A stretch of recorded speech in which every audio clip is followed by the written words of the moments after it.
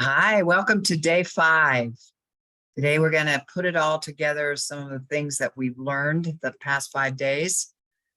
I'm hoping that you've had a chance to practice and to use this in the real world because it works. So it doesn't mean that it will make every decision easy, but it makes the strategies more effective that we use. So let's get started.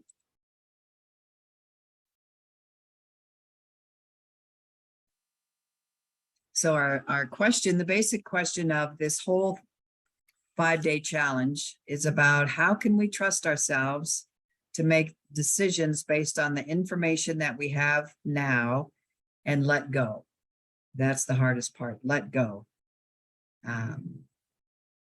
Because some are good at thinking of options, but never really choosing one or deciding on one and moving forward, but are great at thinking of what could be done. Others are good at looking at what the consequences are and then get caught up in everything that could go wrong and feeling paralyzed. Some are good at making decisions at work, but aren't so good at transferring that to decisions in relationships. So let's put it all together here and see how helpful this is for you.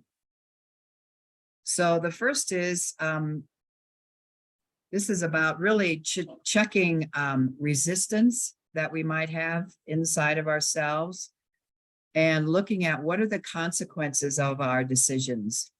Sometimes I think we can get into getting excited about something that, oh, that looks so good, that looks so fun, it's exactly what I want, but not really looking at what would be the consequences of this choice. And not that we can have a guarantee that if I make this choice, I'm guaranteed of it working out the way that I want it to. I wish it worked that way. But all we can do is make decisions, trust our instinct, make decisions on based on the information that we have in this moment. So the first aspect of this is, I've said before that sometimes we have resistance in making a decision or moving forward because of negative self-talk about decisions we've had in the past, or maybe still carrying some trauma about some horrible consequences that came from decisions in the past. So if you're noticing that in yourself, it is so helpful to be really willing to bring compassion to the you of that time, to bring compassion into you, to know that you were doing the best that you could at that time, that you're older and wiser now, and that you have learned from it so that you can let it go. Doing self-forgiveness is a very powerful way of helping to release the hanging on to the judgment. And you can use a simple format of, I forgive myself for judging myself here and let it go. I was doing the best that I could. So let's just take a deep breath and let go.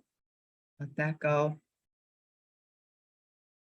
So what we're going to do now is to really look at what the consequences might be of a decision, of a choice that you're making or that you want to make. So think of something that you want. Think of a possible choice that you have in an area of your life that you're thinking about stepping into or bringing into your life, bringing forward, like you did before, where you stand up and see it out in front of you, this option, and then physically, once again, step into it as if it's happening now so that you can get a sense of actually being there. So you're not seeing yourself anymore, you're actually being there in it. And so as you're experiencing this vibration, once again, you can get a sense of how do you feel about it? What does that feel like inside of you? What's the energy like inside of you? And so these are some questions that you can ask yourself to get more of the consequences of this choice. So as you're experiencing this, you can ask, what are the negative consequences if I choose this? And one negative consequence is that you might disappoint someone. And that's huge for a lot of people, disappointing others. So at that point, if let's say that's one of the negative consequences. You'll need to decide, do I want this more than I want someone being disappointed? What's important to me in this moment? And then ask yourself, what are the positive consequences if I choose this? There's usually a ripple effect that builds on itself that we don't always think about. What else might benefit if I make this choice? So ask yourself, what are the positive consequences if I choose this? And then ask yourself, is there any part of me that objects to this or needs more information? You can just check inside. Your body will let you know. Maybe you'll have a thought or a feeling in your body. And you can put your hand there wherever you feel it, or just ask yourself, what is it that you need to tell me? As if you were talking to that part. Be gentle, not judgmental. And then ask yourself, and getting back to that, then you can just have a conversation with that part of you of this is what I'm choosing to do. This will be safe. I will keep us safe. Or whatever the objection or needing more information might be. This would be a good time to find that out so that it doesn't sabotage later down the road. And as you're standing in this, imagining as if it's happening now, ask yourself, how much do I value this? How important is it to me? Is it so important that I'm willing to devote myself to it and do whatever it takes to move towards it? Is it enough to move through any fears or concerns that I have? Is it something that maybe I was really motivated for like 2 years ago, but now it's really not a priority? Or maybe this is something that someone told you you should have, but you really aren't that interested in it, but you keep doing the shoulds pulling you forward. So ask yourself, how much do I really value this? And if it's not that important to you at this time, you can just declare it done. This is not for me. Doesn't mean you can't revisit it down the road, but it's important to know how much you value it. And then ask, is now the time to do this? Maybe it's something that really excites you. Maybe it feels inside of you that, yes, this is really for me to do or to have. And maybe the other priorities in your life, maybe your family obligations or job obligations, or it would take too much time away from your fun activities or a relationship. And now isn't the time to do it, but it's down the road that you want to pick it up. But just get clear on that. And then if everything is still moving forward, just ask yourself, what is my first step? Maybe you don't have to figure it all out at once, but just what's my first step? And then you can lean into that. And then the next and the next, it kind of unfolds before you. So that is a formula that you can use for checking out the consequences, for looking at things that maybe aren't there on a conscious level until you start to experience it.